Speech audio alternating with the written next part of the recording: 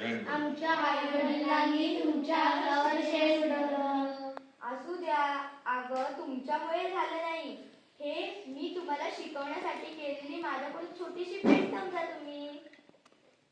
हे काहीच नाही. अंगावरती गोळे फेकणे, शेण फेकणे हे माझ्यासाठी काहीच नाही. असू द्या, मला कुठे जास्त शेण लागलंय तर तुम्ही कशाला एवढे नाराज होताय? बाई माफ करा. कशासाठी? आमच्या आई-वडिलांनी तुमच्या अंगावर शेण उडवलं.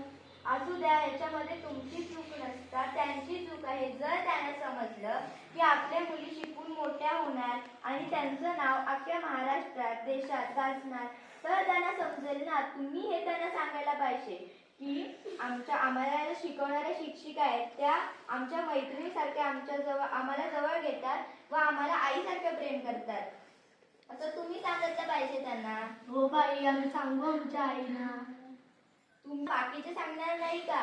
हो. तुम्ही कुणाला सांगणार आहात? आम्ही आमच्या पतीला सांगू आणि मुलांनाही सांगू. तुमची मुले आज शाळेत आले म्हणजेच तुम्ही समजायला पाहिजे की तुम्ही शाळेत आल्यामुळे कोणतरी आई आपल्या मुलींसारखी